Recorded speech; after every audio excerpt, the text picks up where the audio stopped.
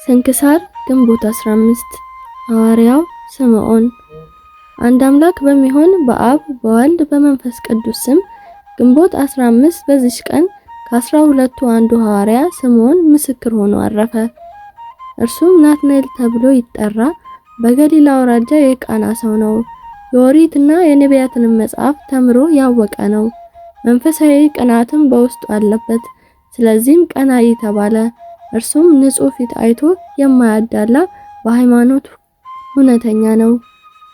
ስለዚህ ፊልጶስም ስለ እርሱ ሙሴ ጻፈለትን የዮሴፍ ልጅ የሚሉት የናዝሬቱ ኢየሱስ ክርስቶስን አገኘ ነው ባለው ጊዜ ከናዝሬት ደግ ሰው ሊወጣ ይችላልን አለው እንጂ አላደላለትም። ፊልጶስም ታይ ዘንድ ና አለው።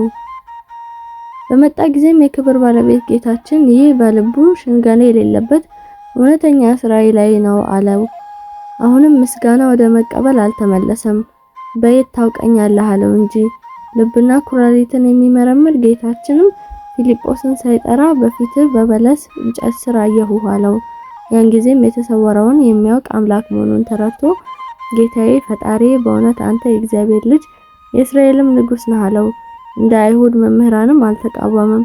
እነርሱ ከዚህ የሚበልጥ ድንቅ ታምራትና ኃይሎችን አይተው ለእውነት አልተገዙምና። ስለርሱ እንዲህ ተብሎ ጎልማሳ ሆኖ ሳለ ከአሕዛብ ወገን በሆነ ጎልማሳ ጋር ተጣልቶ አንዲት ዓመታትን መትቶ ገደለ።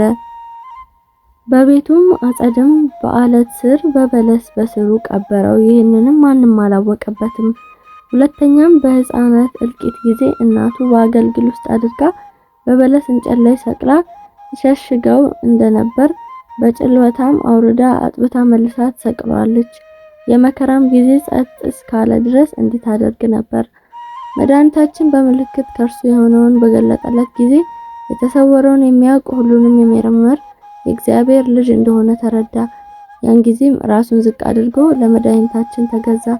ከዚህ ሰዓት ጀምሮ ተከተለው፣ ከ12ቱ ሐዋርያት ጋር ተቆጠረ። አጽናኝ የሆነ የመንፈስ ቅዱስ ጸጋን በተቀበለ ጊዜ የሀገር ሁሉ ቋንቋ ተገለጠለት። መለኮታዊ ምስጢርንም አወቀ። ወደ ኩርጃ ሀገርም ወደ አልብጅ ከተማ ከሃዲያን በጥንቁርና ወደሚኖሩበት ገብቶ የሃይማኖትን ብርሃን አበራላቸው። ከተራቃቂዎችና ከሰነፎች ብዙዎች መልሶ በክብር ባለቤት ኢየሱስ ክርስቶስ ሃይማኖት ልባቸውን አበራላቸው። የክርስትና ጥምቀትንም አጥምቆ ነጣቂ ተኩላዎች የነበሩበትን የዋሃን በጎች አደረጋቸው። ሁለተኛም ወደ ሌሎች የከሃዲያን ሀገሮች ወደ በራስጥያ ደሴትም ሄደ። በውስጣቸውም ሰበከ። ይዘውም ጽኑ ስቃይን አሰቃዩት። እርሱ ግን ኃይልና ብርታትን ጨመረ። እግዚአብሔር ኃይልም ሙታንን አስነሳ። እንዲያጠምቃቸውም ለመኑት። የክርስትና ጥምቀትንም አጠመቃቸው። ብዙ ዘመንም ኖረ። ከዚህ በኋላ ከሃዲያን ይዘው በእንጨት ላይ ሰቀሉት። ከዚህ ምስክርነቱን ፈጽሞ ከወንድሞቹ ሐዋርያት ጋር የማይጠፋ መንግስትን ወረሰ። ለእግዚአብሔር ምስጋና ይሁን። እኛም በከበረ ሐዋርያ ጸሎት ይማረን።